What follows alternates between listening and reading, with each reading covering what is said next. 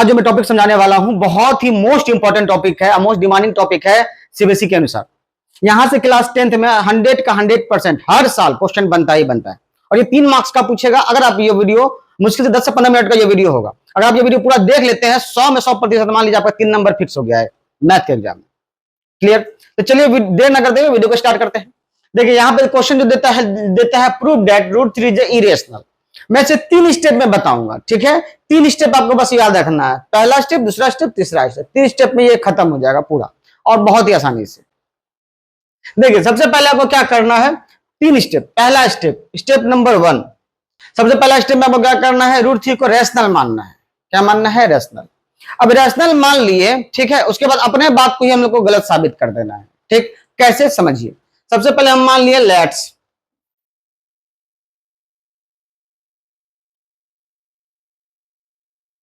Clear? देखिए सबसे पहले हम लोग क्या मानेंगे, let's assume that √3 is a rational. सबसे पहले हम √3 को क्या मान लिए, रैशनल नंबर। क्लियर? दूसरा स्टेप, ठीक। अब सिंपल सी बात है, आपको पता होगा कि अगर रैशनल नंबर है तो p/q के फॉर्म में लिख सकते हैं हम उसको, जहां पे q is not equal to 0। यहां तक क्लियर? अच्छा, एक और बात हमको लिखना है, p एंड q आर को प्राइम। हम को प्राइम क्या होता है समझिए, ऐसा दो नंबर, जैसे मान लीजिए 3 और 4 मैंने लिखा है, तो को प्राइम का नंबर क्या मतलब क्या होता है कि ये दोनों जो है बस इसका फैक्टर जो है 1 होना चाहिए और कोई नहीं होना चाहिए। क्लियर है? यानी 3 का जो कॉमन फैक्टर, याद रखिएगा कॉमन फैक्टर क्या होना चाहिए, 1 होना चाहिए। तो 3 और 4 का कॉमन फैक्टर बस 1। उसी तरह हम लिख दे 2/3, 2/3, इसका भी कॉमन फैक्टर क्या है, 1 है। तो ये को प्राइम नंबर है। क्लियर है? को प्राइम समझ में आया? को प्राइम समझ में मेरे ख्याल से आ गया होगा। अब देखिए, अब है स्टेप नंबर 2। सबसे पहले तो मान लिए, अब स्टेप नंबर 2 में जाएंगे। स्टेप नंबर 2 क्या है, अब यहां ध्यान दीजिएगा। तो हम यहां पे लास्ट में मैंने लिखा है √3 बराबर p/q। ठीक, अब आपको क्या करना है, देखिए सबसे पहली बात हम क्या माने कि √3 जो है p/q के फॉर्म में है। ठीक, जहां पे p और q जो है क्या है, को प्राइम है, यानी एक इसका बस इसका फैक्टर कौन है, 1। ठीक, हमको पहले साबित करना, खुद को ही गलत करना है। पहले माने, उसके बाद खुद को ही गलत करेंगे। क्या गलत करेंगे भाई? सबसे पहली बात क्या गलत करेंगे कि p का जो है फैक्टर 1 के सिवा और भी कुछ है। उसके बाद मानेंगे q का फैक्टर भी जो है 1 के सिवा और भी कुछ है। बात समझ में आया? स्टेप बाय स्टेप समझिए, समझ में आएगा। देखिए अब हम क्या करेंगे, इसको बोथ साइड स्क्वायर कर देंगे। क्या करेंगे, both side square, both side square. ठीक, अब यहां पे √3 p/q है, इसको भी स्क्वायर कर दीजिए। देखिए √3 का स्क्वायर बराबर p/q का स्क्वायर। क्लियर यहां तक? आगे अब देखिए, आपको पता होगा कि √3 का स्क्वायर करेंगे तो 3 आएगा। ठीक, अगर नहीं पता है तो देख लीजिए। देखिए रूट का मान जो होता है, रूट का जो मान होता है वो होता है पावर 1/3। क्या होता है, पावर 1/2। जैसे यहाँ पे √3 मैंने लिखा है तो इसका मान होता है पावर 1/2। समझ में आ रहा है? ध्यान से समझिए, रूट का मान होता है पावर 1/2। अगर क्यूब रूट बोल दे हम तो इसका मान होता है 1/3 पावर में। क्लियर है बात? तो यहां ध्यान दीजिए, √3 लिखा हुआ था, पावर 1/3, इसका स्क्वायर हो रहा है। ऐसा क्या हो रहा है, स्क्वायर हो रहा है। इसका मतलब क्या होगा, 3 ब्रैकेट हटेगा तो 1/2 मल्टीप्लाई 2, 2 कट के क्या बचेगा, 3 बचेगा। क्लियर है बात? तो यहां पे जब गुना करेंगे, बात समझ में आ रहा है, स्क्वायर करेंगे तो क्या आएगा, 3। तो यहां हम लिख देंगे 3 बराबर p/q का होल स्क्वायर है। होल स्क्वायर का मतलब ऊपर भी स्क्वायर है, नीचे भी स्क्वायर है। ठीक है, तो हम यहां लिखेंगे p का स्क्वायर अब बाय q का स्क्वायर। यहां तक क्लियर है? मेरे ख्याल से आपको यहां तक तो समझ में आ रहा होगा। ठीक है, आगे देखिए। अब देखिए q इधर चल जाएगा तो हो जाएगा 3q² बराबर p²। यहां तक क्लियर है? समझ में आया? अब यहां तक जाने के बाद आपको एक बात लिखना है। ठीक है, क्या लिखना है, 3 is factor of p², 3 is factor of p। Clear है बात? अभी होगा कैसे, ये हम काहे लिख रहे हैं, इसको भी बात समझिए क्यों लिख रहे हैं। देखिए एक थ्योरम है, थ्योरम में अगर आप चाहे तो नीचे में लिख सकते हैं थ्योरम। थ्योरम क्या है समझिएगा, थ्योरम क्या है, थ्योरम क्या है, अगर p जो है, मान लीजिए कोई नंबर है m, सपोज कीजिए कोई नंबर है m, अगर m प्राइम नंबर है, कौन सा नंबर है, प्राइम नंबर, ठीक है, m अगर प्राइम नंबर है और m अगर डिवाइड कर रहा है, किसको डिवाइड कर रहा है, मान लीजिए ए स्क्वायर को, ठीक, m क्या है, प्राइम नंबर है और डिवाइड कर रहा है ए स्क्वायर को, तो m जो है a को भी डिवाइड करेगा, ये थ्योरम है। क्लियर है बात। अब ऐसे भी समझ सकते हैं, अगर 3 जो है, मान लीजिए 3 है, ये अगर डिवाइड कर रहा है ए स्क्वायर, मान लीजिए 6 का स्क्वायर को, 3 जो है 6 का स्क्वायर को डिवाइड कर रहा है, तो 3 क्या करेगा, 6 को भी डिवाइड करेगा। क्लियर है बात। याद रखिएगा, सिंपल सा थ्योरम है, इसको आप लिख दीजिएगा नीचे में, इसको आप नीचे भी यहाँ पे लिख सकते हैं, ये वाला बात जो है आप इसके नीचे में लिख दीजिएगा, ठीक है, इस जगह पर। क्लियर, समझ में आया। आगे देखिए, अब इसको मैं लिख ही देता हूं, आप समझ लीजिए कैसे लिखना है। जस्ट इसके नीचे लिखिएगा, क्या लिखिएगा, m is prime number, m divides a square, then m divide a, where a is a positive integer। समझ में आया बात। ये वाला बात आपको कहां लिखना है, नीचे में लिखना है, यहां पर। क्लियर, यहां तक मेरे ख्याल से आपको समझ में आ रहा होगा। पहला स्टेप था, ये था दूसरा स्टेप। क्लियर है बात। अब देखिए, यहां से हमको एक बात पता चल रहा है कि 3 जो है पी स्क्वायर को डिवाइड कर रहा है, और वही 3 जो है पी को भी डिवाइड कर रहा है। अब हमको एक बात पता चल गया कि पी जो है ऊपर वाला, जो हम माने थे, ठीक है, ऊपर वाला, तो मैंने उसको बताया तो को प्राइम तो सिर्फ 1 से डिवाइड होना चाहिए था, ये 3 से भी डिवाइड हो रहा है। यहां तक समझ में आया। अब हम देखेंगे कि इसी को हम फिर साबित क्या करेंगे कि 3 जो है क्यू से भी डिवाइड हो रहा है। बात समझ में आ रहा है, उसको समझ लीजिए। थर्ड स्टेप क्या करना है, थर्ड स्टेप में हमको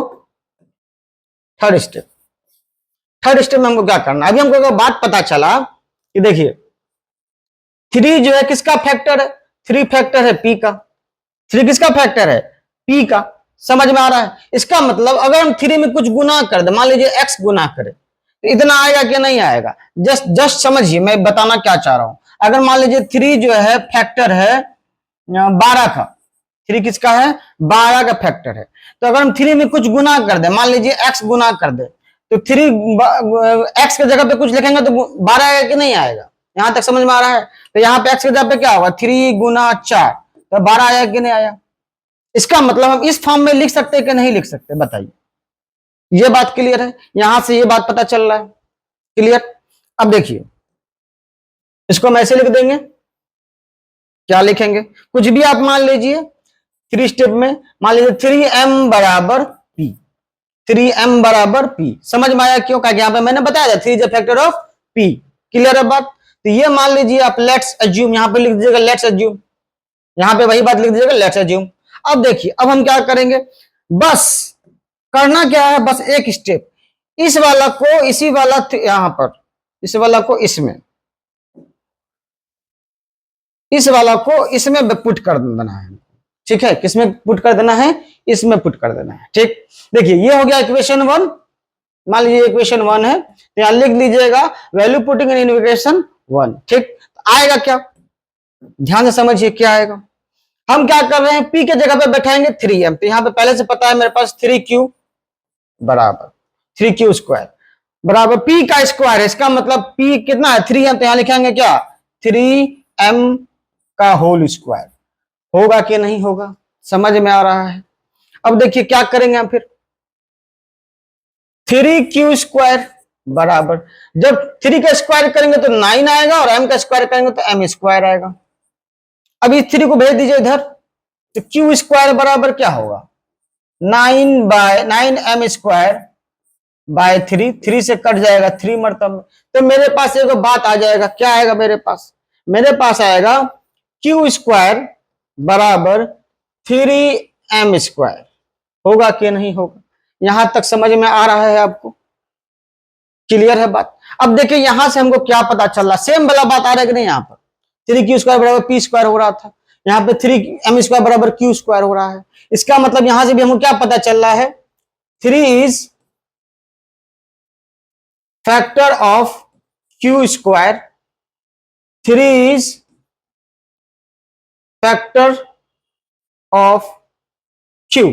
यहां तक समझ में आया आपको? सबसे पहले हम लोगों ने क्या किया, अज्यूम किया, अज्यूम कर लिए कि भाई रेशनल नंबर है और ये को प्राइम है, इसका मतलब पी और क्यू जो है बस वन से ही डिविजिबल है और किसी से डिविजिबल नहीं है। फिर दूसरा स्टेप में हमने क्या किया, ये उस बात को गलत कर दिया। क्या, कौन सा बात को गलत किया? यहाँ पे दूसरा में मेरा क्या निकला कि पी जो है 3 से भी डिविजिबल है। और फिर तीसरा स्टेप में क्या निकला कि नीचे वाला यानी क्यू भी जो है 3 से डिविजिबल है। अब हमको यहां से कॉन्ट्राडिक्शन क्या पता चल रहा है कि पी और क्यू जो है को प्राइम नहीं है, क्योंकि वो एक के सिवा 3 से भी डिविजिबल हो रहा है। पी भी 3 से डिविजिबल हो रहा है, क्यू भी 3 से डिविजिबल हो रहा है। क्लियर है बात? अब आपको यहां से एक बात लिखना पड़ेगा, एक स्टेटमेंट लिखना पड़ेगा, ठीक है? वो मैं लिख दे रहा हूं, समझिए। By equation 1 and 2, equation 1 and 2 देखिए, यहां पे इक्वेशन 1 निकला था, इसको आप इक्वेशन 2 मान लीजिए, ये इक्वेशन 2 हो गया। इक्वेशन 1 और इक्वेशन 2 से हमको क्या पता चल रहा है? हमको पता चल रहा है बाय इक्वेशन 1 एंड 2 बात से हमारा है 3 इज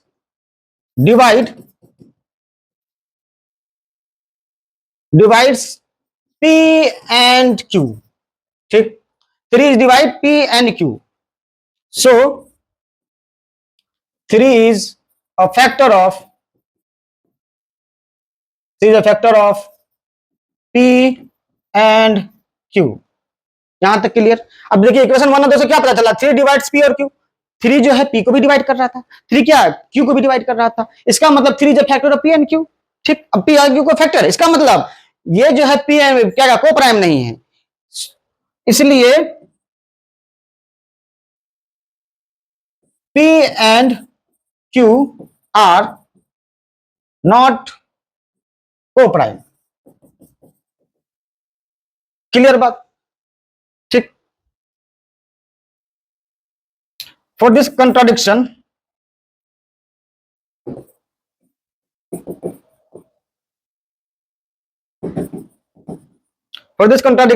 बात समझ रहा है, our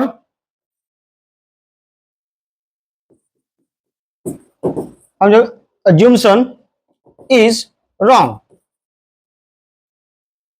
हम लोग ने अज्यूम जो किया था, बात समझ रहा है, वो क्या हो गया, रॉन्ग हो गया। इसलिए √3 is a irrational number. Clear बात? बस बहुत ही आसान, यहां तक क्लियर, समझ में आया?